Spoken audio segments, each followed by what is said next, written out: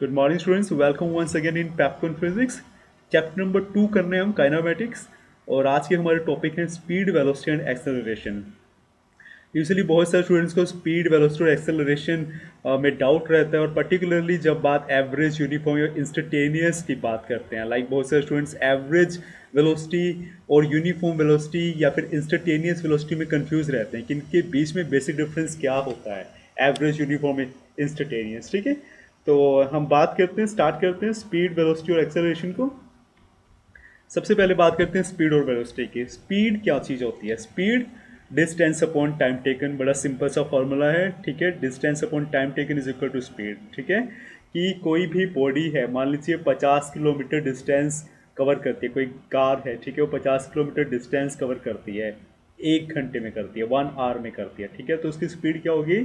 50 kilometre upon 1 our. ठीक है, तो 1 किलोमीटर पर आवर में डिस्टेंस कितना ट्रेवल किया? 50 किलोमीटर किया, 1 घंटे में किया, तो 50 किलोमीटर अपॉन 1 आवर उसकी स्पीड आ जाएगी। ठीक है, बड़ी सिंपल सी चीज़ है।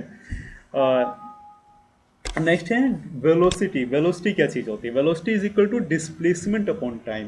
वेलोसिटी क्या है? डिस्प्लेसमेंट अपॉन टाइम है। हमने लास्ट टाइम डिस्टेंस और डिस्प्लेसमेंट में डिफरेंस क्लियर किया था, याद होगा आपको। डिस्टेंस तो होता है कि टोटल पाथ ट्रेवर्स्ड होता है, कि अगर ए एक फाइनल पोजीशन और बी एक इनिशियल पोजीशन और बी फाइनल पोजीशन है, ठीक है, किसी बॉडी की, और किसी बॉडी को ए से बी के बीच में ट्रैवल करना है, तो जिस पाथ के रास्ते ए से बी तक गया है, ठीक है, वो बॉडी गई है, ठीक है, और किस पाथ के रास्ते गई है, उस पाथ का जो टोटल पूरा जो डिस्टेंस होता है ना, जो पूरा पाथ होता है, ठीक है, उसकी जो लेंथ होती है, आप उसको डिस्टेंस बोलते हो। ठीक है, टोटल पाथ ट्रेवर्स्ड आपका डिस्टेंस होता था। और डिस्प्लेसमेंट क्या होती थी? डिस्प्लेसमेंट होती थी कि difference between final position and initial position, यानी इनिशियल पोजीशन से फाइनल पोजीशन के बीच में क्या गैप है ना, वो आपका डिस्प्लेसमेंट होता था। याद है आपको? लास्ट हमने लेक्चर में ये चीज़ पढ़ी थी कि डिस्प्लेसमेंट और डिस्टेंस में क्या डिफरेंस है। तो जब आप स्पीड की बात करते हो तो स्पीड में डिस्टेंस अपॉन टाइम टेकन होता है, और वेलोसिटी की बात करते हो तो वेलोसिटी में ऊपर न्यूमरेटर में डिस्टेंस की जगह सिंपली डिस्प्लेसमेंट आ जाता है। ठीक है, सिर्फ ये फर्क है स्पीड और वेलोसिटी में। जब आप स्पीड की बात करते हो तो डिस्टेंस की बात करते हो, और जब वेलोसिटी की बात करोगे तो आप डिस्प्लेसमेंट की बात करोगे, कि कितने टाइम में कितना डिस्प्लेसमेंट हुआ है किसी बॉडी का किसी भी मोशन के दौरान। ठीक है, तो टोटल उसमें डिस्प्लेसमेंट कितनी हुई है किसी टाइम में, वो आपकी वेलोसिटी बताता है। ठीक है, और किसी टाइम में कितना डिस्टेंस ट्रेवल किया वो स्पीड बताता है। ठीक है, speed just tells how fast an object is moving, whereas velocity tells how fast an object is moving and in which direction. ये एक बहुत ही सिग्निफिकेंट इसकी डेफिनेशन है, इसे ध्यान से समझने की कोशिश करते हैं। स्पीड क्या बताती है? स्पीड सिर्फ ये बताती है कि कोई भी जो ऑब्जेक्ट है वो कितनी तेजी से मूव कर रहा है, कितनी तेजी से चल रहा है। ठीक है, लेकिन जो वेलोसिटी है वो ये तो बताती है कि कितनी तेजी से कोई ऑब्जेक्ट चल रहा है, उसकी स्पीड तो बताती है हाउ फास्ट, कितनी तेजी से, और साथ में ये भी बताती है कि किस डायरेक्शन में वो मूव कर रहा है। ठीक है, अभी हमने ऊपर पढ़ा डिस्टेंस अपॉन टाइम स्पीड होता था, और वेलोसिटी डिस्प्लेसमेंट अपॉन टाइम थी। अब आपको ये भी पता है कि डिस्टेंस एक स्केलर क्वांटिटी थी। ठीक है, मीन्स इसमें वेक्टर की यानी इसमें डायरेक्शन की कोई बात नहीं होती थी। लेकिन वेलोसिटी के न्यूमरेटर यानी ऊपर वाला फैक्टर क्या? डिस्प्लेसमेंट है। डिस्प्लेसमेंट हमने कवर किया था लास्ट टाइम, ये एक वेक्टर क्वांटिटी है, मीन्स आप इसमें डायरेक्शन की बात भी करोगे। ठीक है, तो इसी चीज से क्लियर हो जाता है डिस्टेंस और डिस्प्लेसमेंट से कि स्पीड और वेलोसिटी में क्या डिफरेंस है। कि स्पीड में आप डायरेक्शन ऑफ ऑब्जेक्ट की बात नहीं करेंगे, वो किस डायरेक्शन में मूव कर रहा है। ठीक है, डिस्टेंस और टाइम टेकन की तो बात कर रहे हैं, लेकिन आप उसकी डायरेक्शन की बात नहीं करेंगे किस डायरेक्शन में वो मूव कर रहा है। लेकिन वेलोसिटी में जब हम बात करेंगे तो डायरेक्शन की भी बात करेंगे कि किस डायरेक्शन में बॉडी मूव कर रही है। ठीक है, किस डायरेक्शन में डिस्प्लेसमेंट हुई है। क्लियर है? तो बेसिक डिफरेंस डायरेक्शन का आ जाता है। ठीक है, for example, velocity tells the distance traveled by an object in a particular time in a particular direction. तो स्पीड सिर्फ ये बताती है कि किसी टाइम में किसी बॉडी ने कितना डिस्टेंस ट्रेवल किया। ठीक है, लेकिन वेलोसिटी ये बताती है कि किसी बॉडी ने किसी टाइम में कितना डिस्टेंस ट्रेवल किया और किस डायरेक्शन में उस डिस्टेंस को ट्रेवल किया है। डायरेक्शन भी बताती है वेलोसिटी। ठीक है, जैसे एग्जांपल लेते हैं, स्पीड की अगर वैल्यू है 45 किलोमीटर पर आवर, ठीक है, तो उसमें देखिए क्या बताया हुआ है कि 45 किलोमीटर डिस्टेंस ट्रेवल किया और कितने टाइम में? 1 घंटे में किया है। ठीक है, लेकिन वेलोसिटी की मैं वैल्यू लेता हूँ, जैसे एक वैल्यू ली हुई है हमने यहाँ पे 45 किलोमीटर पर आवर नॉर्थ। अब देखिए इसमें डायरेक्शन भी बताई गई है कि कोई बॉडी 1 घंटे में 45 किलोमीटर ट्रैवल करती है और नॉर्थ डायरेक्शन में ट्रैवल कर रही है, ठीक है, तो हम दिशा भी बता रहे हैं वेलोसिटी में। तो ये बेसिक डिफरेंस करता है, वेलोसिटी में एक डायरेक्शन काउंट हो जाती है, और डायरेक्शन कहाँ से आई, वो डिस्प्लेसमेंट से आई, क्योंकि डिस्प्लेसमेंट की डायरेक्शन होती है ना, वेक्टर क्वांटिटी है, तो ये बेसिक डिफरेंस रहता है। कुछ और डिफरेंसेस भी कर लेते हैं, differences between speed and velocity, तो एक एक करके हम इन्हें पढ़ते हैं। First one is speed is equal to the total distance travel divided by the total time taken. Speed distance, ये हमने जो डेफिनेशन है वही चीज़ हमने एज ए पॉइंट हमने यहाँ पे लिखी है, स्पीड की डेफिनेशन की टाइम जो स्पीड होती है, ठीक है, वो डिस्टेंस अपॉन टाइम टेकन होती है, लेकिन वेलोसिटी क्या होती है, चेंज इन पोजीशन यानी डिस्प्लेसमेंट अपॉन टाइम होती है। तो पहली लाइन तो यही बन जाती है। सेकंड हम क्या लेते हैं, second point, it is a scalar quantity. अगर स्पीड की बात करो तो एक स्केलर क्वांटिटी है, मीन्स इसमें सिर्फ मैग्नीट्यूड की बात की जाएगी, ठीक है, यानी कितना डिस्टेंस ट्रेवल किया, ठीक है, किसी टाइम में, लेकिन वेलोसिटी में डायरेक्शन की बात की जा रही है। अभी हमने पढ़ा तो ये एक वेक्टर क्वांटिटी है, ठीक है, कि किसी डायरेक्शन में कितना डिस्टेंस ट्रेवल किया है। स्पीड की वैल्यू हमेशा पॉजिटिव रहेगी, ठीक है, कभी भी देखिए अगर जीरो स्पीड है मान लीजिए, इसका मतलब बॉडी रेस्ट पर है ना, लेकिन अगर कोई बॉडी मूव करे तो डेफिनेटली उसकी कुछ स्पीड होगी और उसकी कुछ जो भी वैल्यू होगी वो पॉजिटिव नहीं होगी, नेगेटिव स्पीड का कोई मीनिंग नहीं बनता, ठीक है। लेकिन जो वेलोसिटी होती है, वेलोसिटी की वैल्यू जीरो भी हो सकती है, मीन्स अगर रेस्ट पर है, ठीक है, कोई डिस्प्लेसमेंट नहीं हुई है, पॉजिटिव भी हो सकती है और नेगेटिव भी हो सकती है, ठीक है। पॉजिटिव वेलोसिटी मतलब चेंज इन पोजीशन यानी डिस्प्लेसमेंट जो है वो पॉजिटिव है किसी टाइम में, ठीक है।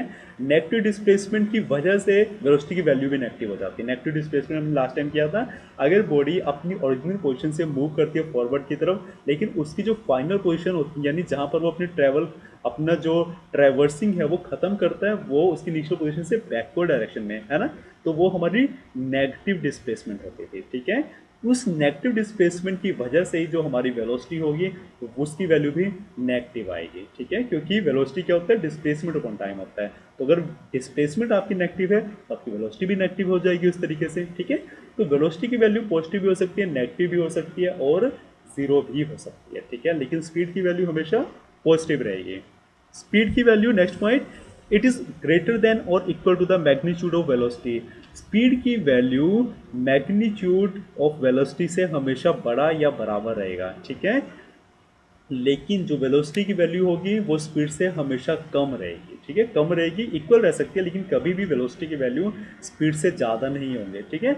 आप इन दोनों फैक्टर्स को सिंपली डिस्टेंस और डिस्प्लेसमेंट को रखकर अगर समझेंगे तो आपको ये सभी जो चीज़ें हैं बड़े आसानी से क्लियर हो जाएगी, ठीक है। जैसे स्पीड की में डिस्टेंस अपॉन टाइम आता है, वेलोसिटी में डिस्प्लेसमेंट अपॉन टाइम आता है, जो जो डिफरेंसेस डिस्टेंस और डिस्प्लेसमेंट में होते हैं उन्हीं को आप पैरेलल ले सकते हो डिफरेंस ड्रॉ करने में स्पीड और वेलोसिटी में, ठीक है। जैसे डिस्टेंस क्या होता था, scalar quantity, displacement vector quantity, तो डिस्टेंस किस में आता था, स्पीड में, तो स्पीड स्केलर होगी, वेलोसिटी में डिस्प्लेसमेंट होता तो डिस्प्लेसमेंट की वजह से वेलोसिटी वेक्टर क्वांटिटी होगी, ठीक है। स्पीड की वैल्यू में डिस्टेंस आता है, डिस्टेंस की वैल्यू कभी भी नेगेटिव नहीं होती है, ठीक है, तो स्पीड की वैल्यू हमेशा पॉजिटिव रहने वाली है, ठीक है, लेकिन डिस्प्लेसमेंट की वैल्यू नेगेटिव भी हो सकती है तो वेलोसिटी की वैल्यू भी नेगेटिव हो सकती है, ठीक है। जो डिस्टेंस होता है वो डिस्प्लेसमेंट से हमेशा बड़ा या बराबर होता है, ठीक है, इस तरीके से स्पीड की वैल्यू वेलोसिटी से बड़ी या बराबर है, लेकिन वेलोसिटी जो है, वेलोसिटी में डिस्प्लेसमेंट होता है, डिस्प्लेसमेंट कभी भी डिस्टेंस से बड़ा नहीं हो सकता, डिस्प्लेसमेंट हमेशा छोटा हो सकता है, बड़ा कभी भी नहीं हो सकता, इस वजह से वेलोसिटी की जो वैल्यू होगी वो इक्वल टू या फिर लेस देन होगी स्पीड के।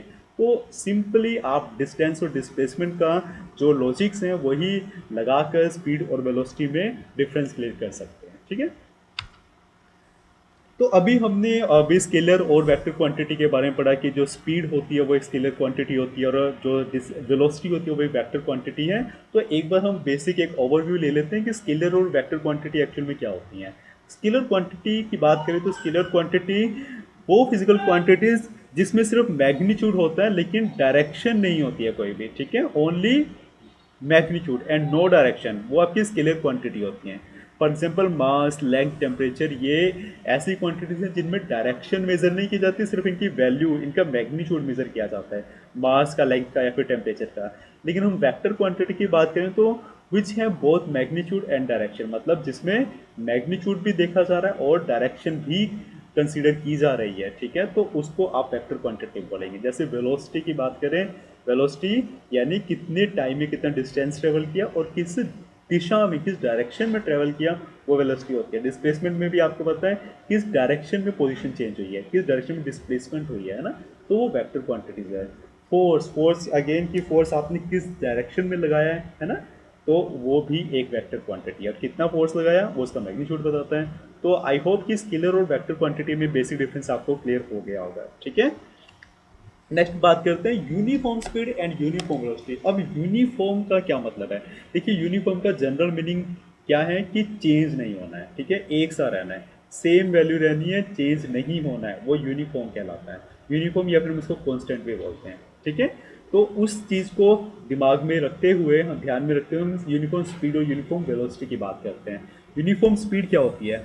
N object is set to be moving with uniform speed if it covers equal distances in equal interval of times. अब आपको पता है जो स्पीड होती है वो डिस्टेंस अपॉन टाइम होती है, ठीक है। अब यूनिफॉर्म मतलब सेम, चेंज नहीं करना है, यानी इक्वल इक्वल रखना है, ठीक है। तो equal distance in equal interval of time, अगर ठीक है, यानी इक्वल इंटरवल ऑफ टाइम में हम इक्वल डिस्टेंस कवर करते हैं, ठीक है, तो यूनिफॉर्म स्पीड बताता है, ठीक है। स्पीड और ये अब हम वेलोसिटी की बात करें तो वेलोसिटी आपको पता है डिस्प्लेसमेंट अपॉन टाइम होता है ना। अब वेलोसिटी में डिस्प्लेसमेंट अपॉन टाइम होता है क्योंकि यूनिफॉर्म है, तो यूनिफॉर्म मतलब फिर से सेम सेम है ना, आपने चेंज नहीं करना है, कांस्टेंट रखना है। तो हम क्या बात करनी है कि कांस्टेंट यानी same value, equal value of displacement in equal interval of time, है ना। तो इसमें डिस्प्लेसमेंट को भी इक्वल रखना है हर टाइम इंटरवल में, ठीक है, तो आपकी यूनिफॉर्म वेलोसिटी बन जाएगी, ठीक है। An object is set to be moving with uniform velocity if it covers equal displacement in equal interval of times, ठीक है, यानी इक्वल इक्वल रखना है आपको जब भी यूनिफॉर्म की बात की जाएगी, ठीक है, क्योंकि आपको चेंज नहीं करना है, सेम रखना है, ठीक है। तो आपको आई थिंक ये दोनों चीज़ें क्लियर होंगी। एग्जाम्पल के थ्रू जैसे हम अभी ये जो रेड में थोड़ा सा सिग्निफाई किया हुआ है इनके बीच में डिफरेंस, इसको हम पढ़ते हैं तो शायद आपको और अच्छे से क्लियर हो जाएगा। When the speed of an object does not change, then it is traveling with uniform speed. अगर कोई बॉडी की जो स्पीड है वो चेंज नहीं हो रही है ना, स्पीड चेंज नहीं हो रही है, यानी इक्वल स्पीड इक्वल टाइम में इक्वल डिस्टेंस से मूव कर रहा है, यानी उसने स्पीड चेंज ही नहीं की, ठीक है, तो हम उसको बोलेंगे यूनिफॉर्म स्पीड से चल रहा है, ठीक है। When an object with uniform speed traveling without changing its direction, then it is said to be having uniform velocity. और अब अगर यूनिफॉर्म स्पीड से तो बॉडी चल रही है लेकिन वो अपनी डायरेक्शन भी चेंज नहीं कर रही है, ठीक है, डायरेक्शन भी इक्वल है, ठीक है, तो वो यूनिफॉर्म वेलोसिटी होगी।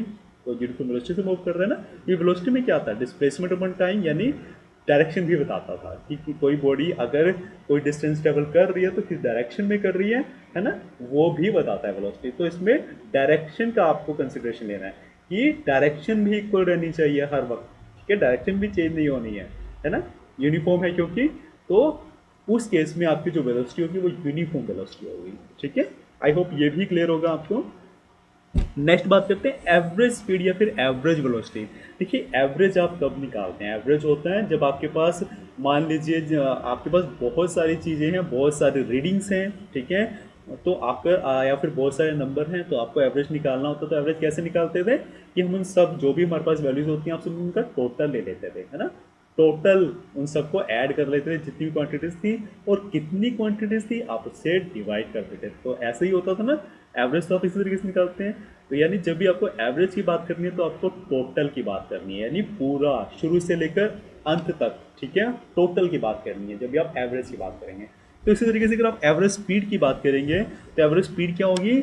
It is simply the ratio of total path travel and the corresponding total time taken. मतलब तो अगर कोई बॉडी मूव कर रही है तो स्टार्टिंग से लेकर, मतलब जब वो रेस्ट थी, जब उसने मूव करना शुरू किया, और एंड में जब उसने मूव करना खत्म कर दिया, अपनी फाइनल पोजीशन पे पहुंच गई, तो उसके बीच का जो टोटल डिस्टेंस है, टोटल पाथ जो ट्रेवल किया, वो divide by total time taken, यानी टोटल पाथ को ट्रेवल करने में पूरा कितना टाइम उसने लिया है, ठीक है, समझ रहे हैं, टोटल कितना टाइम लिया है उस पूरे डिस्टेंस को ट्रेवल करने में, वो आपकी एवरेज स्पीड आ जाएगी, ठीक है।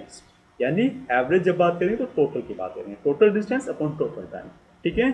स्पीड एवरेज हम इसको इसी तरीके से लिख सकते हैं कि एवरेज स्पीड को स्पीड के यहाँ पर आप सबस्क्रिप्ट में यहाँ पे एवरेज लिख रहे हैं ताकि पता चले ये सिर्फ डेनोशन है कि हम एवरेज स्पीड बता रहे हैं। Is equal to delta x upon delta t. हमने एक डेनोशन दिया डेल्टा एक्स जो टोटल डिस्टेंस बता रहा है टेकन, और total time taken delta t बता रहा है, ठीक है, टोटल टाइम कितना लिया है किसी पर्टिकुलर इंटरवल में, ठीक है।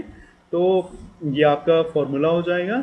इसके जो एसआई यूनिट होंगे आपको पता है यूनिट किस में हम मेजर करते हैं, ठीक है। तो एक्स है ऊपर डिस्टेंस है, डिस्टेंस को आप मीटर में करते हैं, ठीक है, और नीचे टाइम है, टाइम को आप सेकंड में करते हो एसआई में, है ना, तो मीटर पर सेकंड हो जाएगा। और अगर इसका डायमेंशनल फार्मूला निकालें तो ऊपर डिस्टेंस है, डिस्टेंस यानी लेंथ, ठीक है, लेंथ और टाइम टेकन यानी टाइम का इन्वर्स, टाइम का इन्वर्स टाइम नीचे है। यहाँ पे मैंने m0 L0 t-1 किया है, ये नहीं है, आपको L में भी 1 वैल्यू डालनी है, ठीक है। समझ रहे मैं क्या कह रहा हूँ कि m0 L1 t-1 आएगा यहाँ पे, ठीक है, क्योंकि डिस्टेंस की वैल्यू लेंथ लेंथ हम काउंट कर रहे हैं, ठीक है, तो लेंथ जीरो नहीं है, लेंथ को फैक्टर आएगा इसमें, तो लेंथ भी यहाँ पे 1 आएगा, m0 L1 t-1 आएगा। ये गलती से m0 L0 लिखा तो m0 L1 आएगा t-1, ठीक है, तो आप इसको करेक्ट कर लीजिए। एवरेज वेलोसिटी की बात करते हैं। एवरेज वेलोसिटी वेलोसिटी क्या होती है, डिस्प्लेसमेंट अपॉन टाइम, है ना।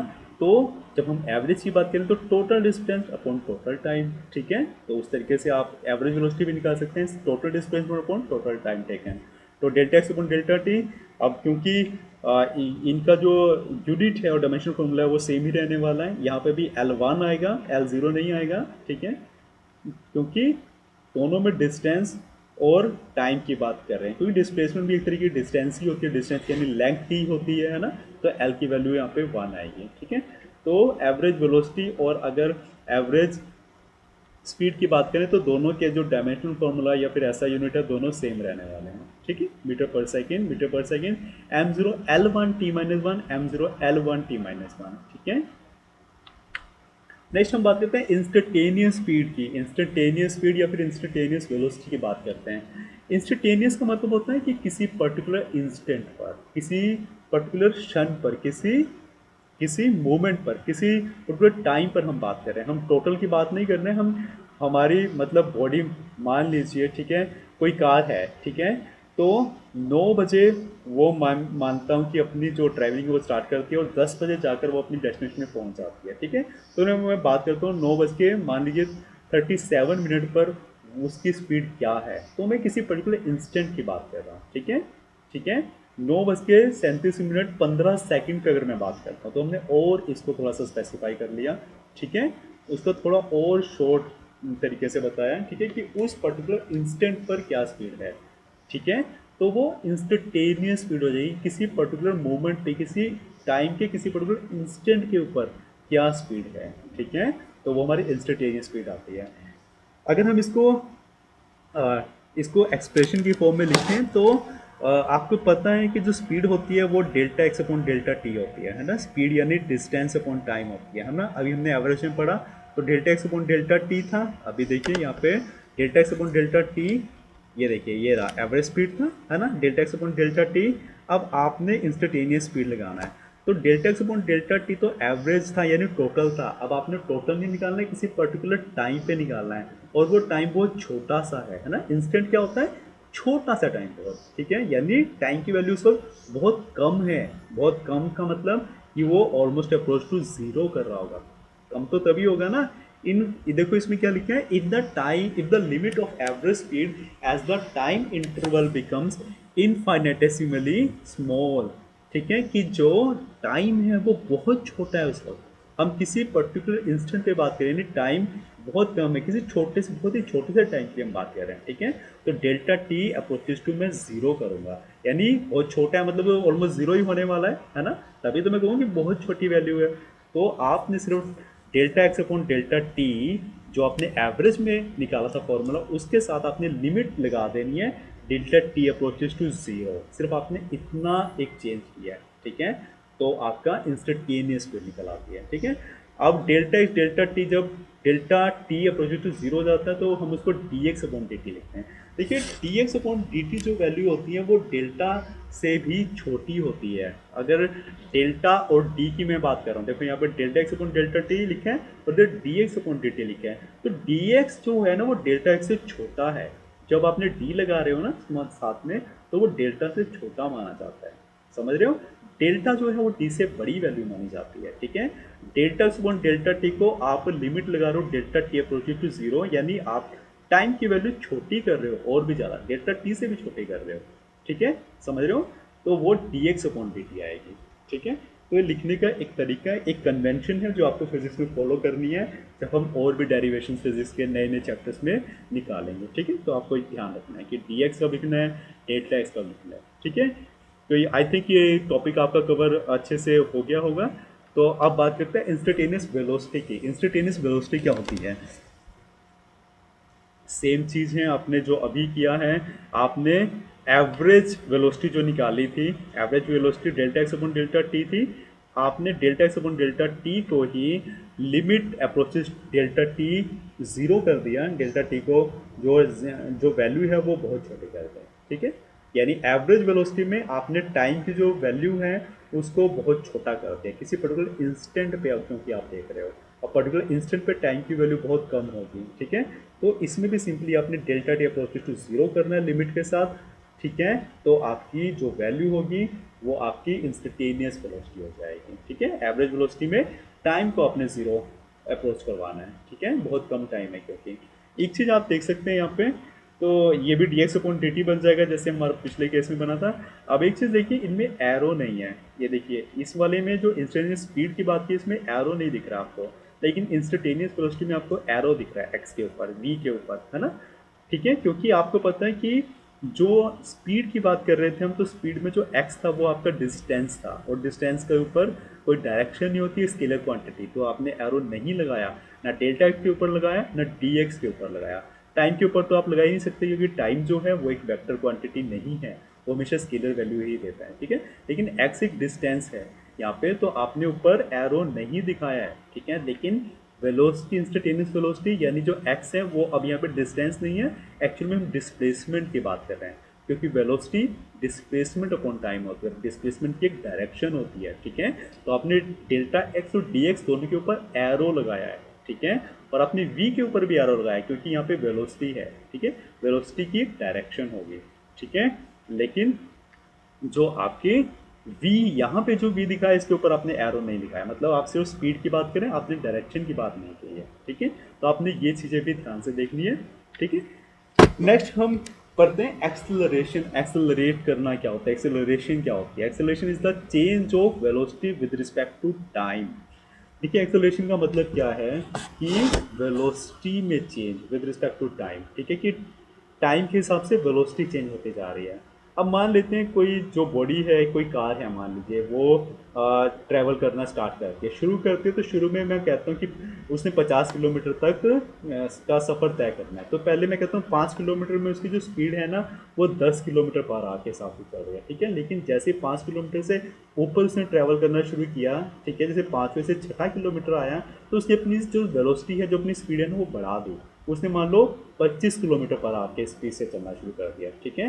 तो अब एक टाइम पर यानी एक डिस्टेंस पर उसने अपनी जो वेलोसिटी है उसको चेंज कर लिया, ठीक है, समझ रहे हो, चेंज कर रहे हो, ठीक है। कि पहले 10 किलोमीटर तक मैं बोल रहा हूँ, या 10 किलोमीटर तक वो एक स्पीड से चल रही थी, 5 किलोमीटर पर आवर की स्पीड से चल रही थी, लेकिन 10 किलोमीटर के बाद उसने 25 किलोमीटर पर आवर की स्पीड से चलना शुरू कर दिया, ठीक है। इसका मतलब उसने वेलोसिटी को चेंज कर दिया है, पूरा जो पाथ उसने ट्रैवल करना है उसके बीच में कहीं पर उसने अपनी जो वेलोसिटी है उसको चेंज कर लिया है, ठीक है। इसका मतलब उसने एक्सेलरेट कर दिया, ठीक है, वेलोसिटी को चेंज किया है किसी टाइम पर, मतलब उसने एक्सेलरेट किया है, तो इस चीज़ को आप एक्सेलरेशन बोलते हैं।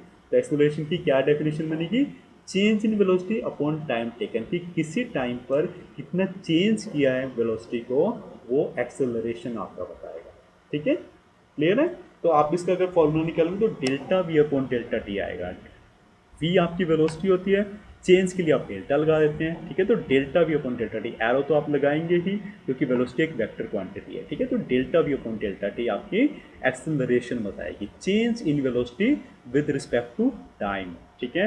अगर हम इसके यूनिट की बात करें तो जो v है यानी वेलोसिटी है वो मीटर पर सेकंड में मेजर की जाती है ना। वेलोसिटी आपको पता है ना, डिस्प्लेसमेंट अपॉन टाइम आती है, डिस्प्लेसमेंट अपॉन टाइम, डिस्प्लेसमेंट को मीटर में और टाइम को हम सेकंड में करते हैं तो वो मीटर पर सेकंड बन जाता है, ठीक है। और नीचे अब यहाँ पे देखिए डेल्टा टी है, डेल्टा वी से नीचे तो टाइम है, तो टाइम को फिर से आप सेकंड में मेजर कर रहे हैं। अब सेकंड ऊपर जाएगा तो ये भी -1 हो जाएगा, तो माइनस माइनस प्लस हो जाएंगे, तो मीटर पर सेकंड स्क्वायर हो जाएगा, ms-2 मीटर सेकंड का इनवर्स स्क्वायर हो जाएगा, ठीक है। तो ये एक्सेलरेशन का यूनिट है।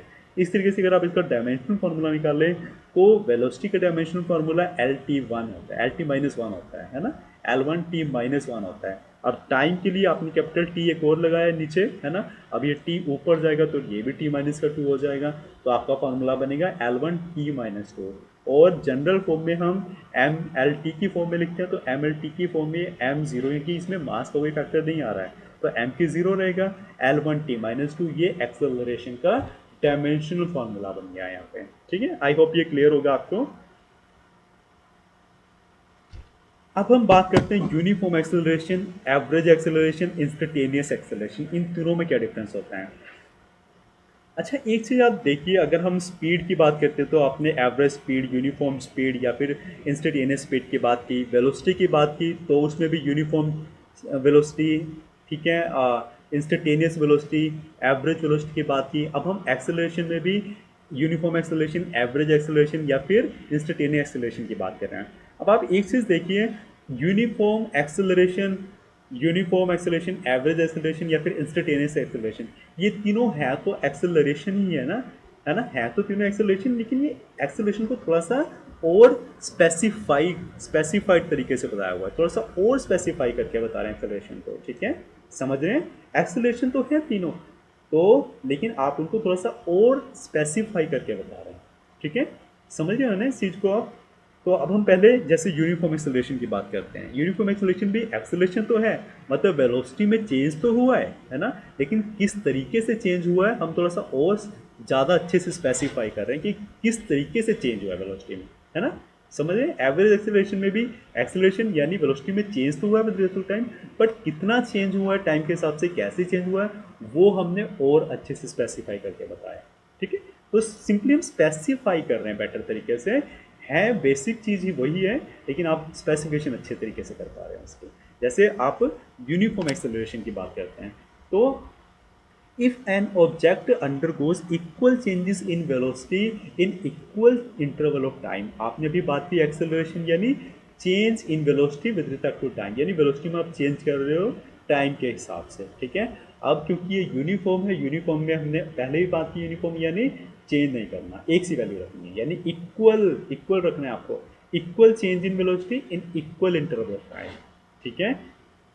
एक्सेलरेशन, एक्सेलरेशन मतलब change in velocity upon time, तो आपने वो जो चेंजेस हैं इक्वल रखने हैं, equal change in velocity in equal interval times, ठीक है। तो वो आपकी यूनिफॉर्म एक्सेलरेशन बन जाएगी। अब बात करते हैं एवरेज, जब आप एवरेज की बात करते हो तो आप टोटल की बात करते हो, ठीक है, यानी total change in velocity upon total time taken, है ना, ठीक है।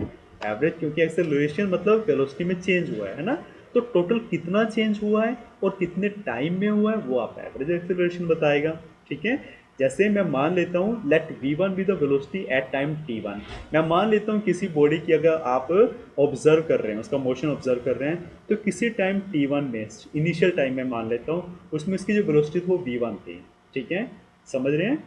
और जब बॉडी ने मोशन को फिनिश किया, ठीक है, वो टाइम t2 हो गया, उस टाइम बॉडी की वेलोसिटी v2 हो गई, ठीक है।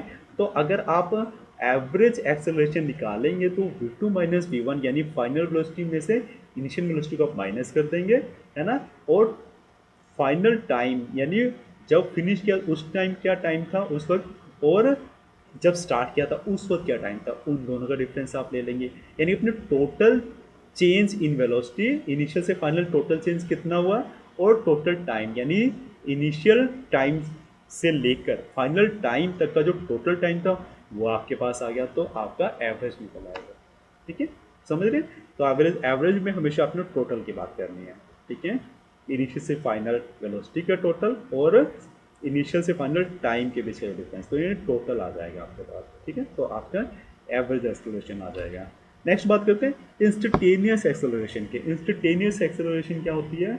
इंस्टेंटेनियस मतलब आपने हमेशा वर्ड को पकड़ना है, ठीक है। जब आपने यूनिफॉर्म की बात करनी है मतलब आपको सेम रखना है, इक्वल रखना है, चेंज नहीं करना है क्योंकि कांस्टेंट है।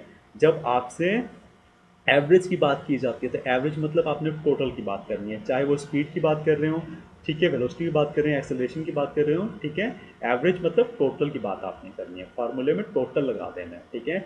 और जब हम इंस्टेंटेनियस की बात कर रहे हैं तो मतलब किसी पर्टिकुलर इंस्टेंट पे, अब पूरे टाइम तक जब तक मोशन चल रहा है हम पूरे टाइम की बात नहीं करेंगे, किसी एक क्षण की बात करेंगे, यानी पूरे में से किसी एक पर्टिकुलर टाइम पर हम बात कर रहे हैं, किसी पर्टिकुलर इंस्टेंट पर हम बात कर रहे हैं, ठीक है।